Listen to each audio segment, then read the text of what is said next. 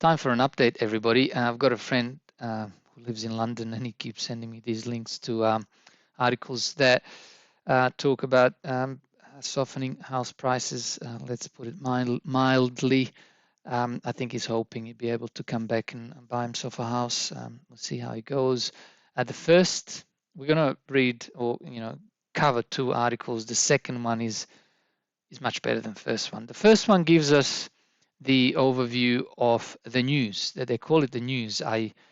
Let's read into the language. How do they know all this? Okay, so the first one is realestate.com, which I think is owned by Daily Telegraph and the News Corp. So Sydney vendors drop asking prices as downturn starts to bite.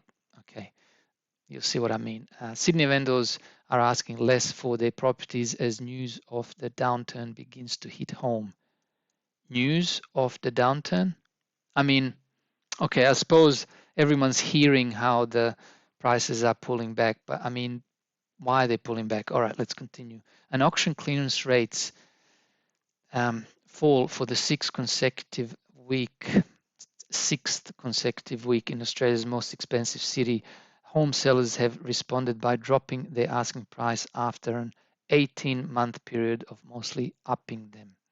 Data from SQL research shows a 1.3% monthly decline and 1.4% quarterly decline in the combined weekly asking prices for Sydney, despite asking prices being more than 16% higher year on year. So this is really nothing.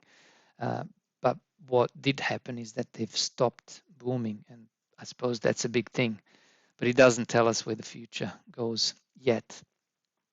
At the same time, auction clearance rates have still steadily dropped from 61.3 to 51.2% in the 6 weeks to March 27. That's quite some number. While the decrease in asking prices is small, it represents a pivotal moment in Sydney's softening market, said SQL Managing Director Louis Christopher. That's Louis. Vendors have reduced their asking price, Mr. Christopher said, explaining that it usually takes 3 to 4 months of decline before home sellers lower their expectations. You literally see, as what we have seen in our data, vendors continue to try and lift their asking prices, of course. Then finally, they get in the market, they get it that the market has slowed, and they've heard it from more than one source.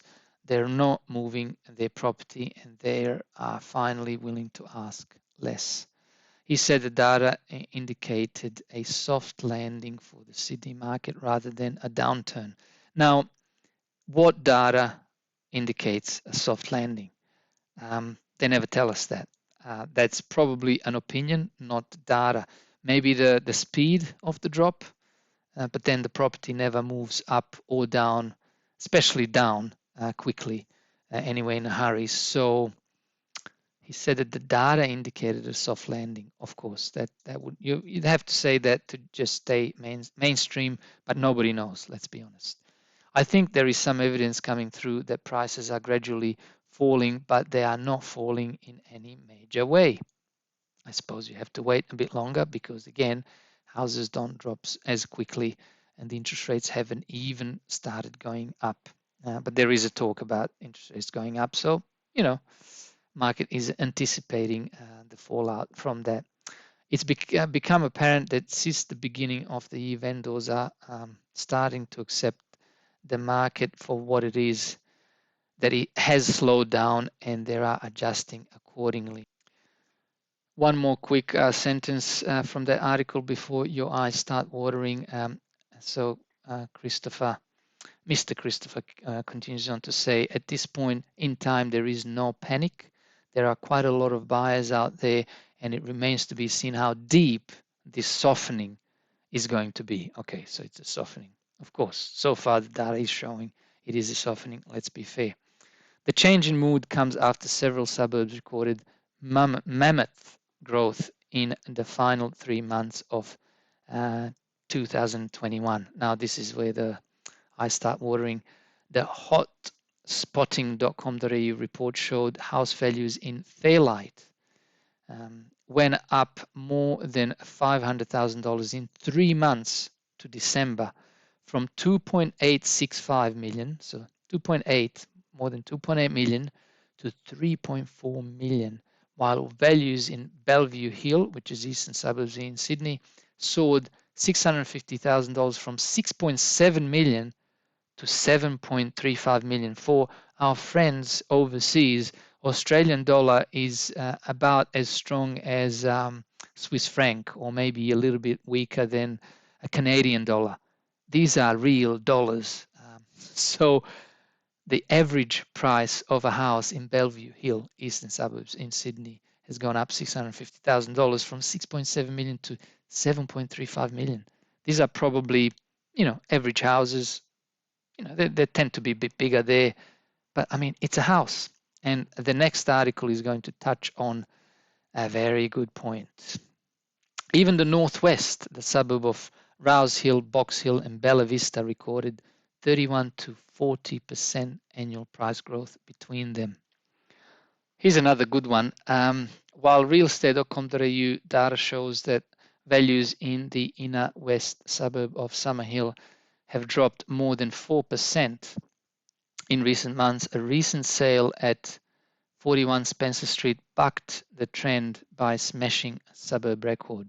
So I suppose this is, it's a terrace. So, it is a house. Or you do get the garage.